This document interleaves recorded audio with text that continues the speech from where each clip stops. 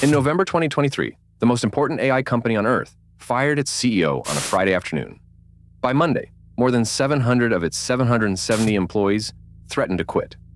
By Wednesday, he was back, more powerful than before. This is the untold story of how a nonprofit built to save humanity became an $850 billion empire. Rewind to December 2015. Two of the most famous people in tech, Elon Musk and Sam Altman, announced something that sounds insane: a nonprofit. To build artificial general intelligence, a machine smarter than us, and then give it away. No profit. Open research. The goal, in their words, was for AI to benefit all of humanity. They pledged up to $1 billion. It was less a startup than a monastery, a group of true believers trying to build a god, safely, before someone reckless did it first. The quiet genius at the center was Ilya Sutskever, poached from Google. Greg Brockman ran engineering. And running the whole thing, Sam Altman, a college dropout who sold his first startup, then became president of Y Combinator, famous for one skill above all: getting powerful people to bet on him. But the monastery was already at war. By 2018, Musk was convinced OpenAI was losing to Google, and that only he could fix it. According to OpenAI and a trove of leaked emails, Musk wanted control. To be CEO. Take majority ownership. Maybe fold it into Tesla. The others refused. Sutskever warned that the setup would hand one man, quote, unilateral absolute control over the AGI. Musk warned they would fail without him, and walked, taking his money with him. The mission survived, but now it was broke. So, in 2019, the nonprofit did the unthinkable.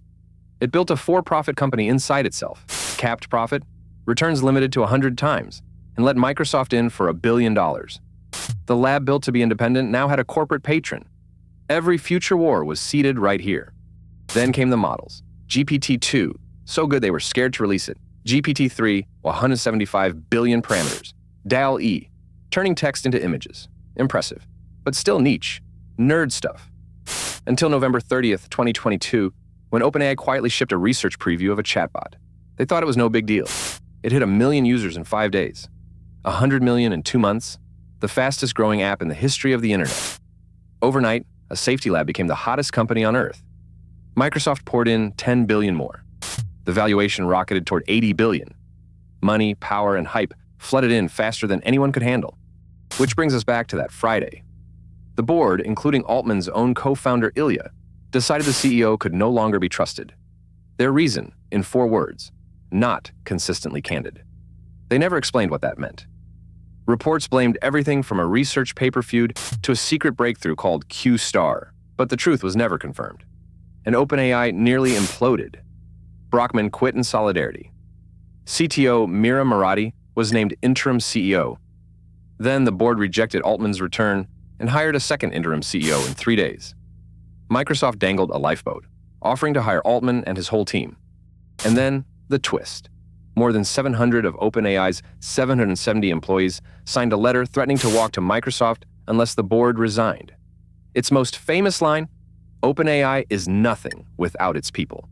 Even Ilya flipped, posting, "I deeply regret my participation in the board's actions."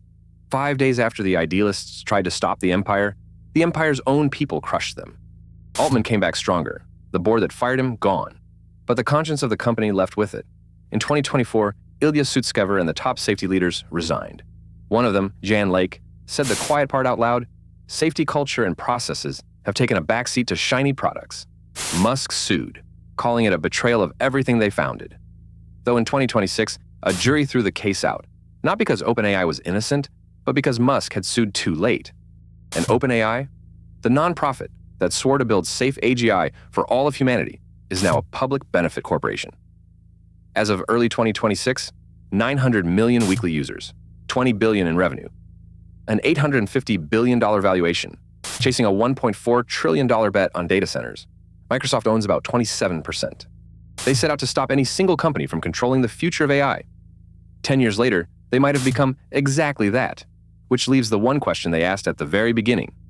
When someone finally builds a machine smarter than us, do you really trust the people racing to get there first?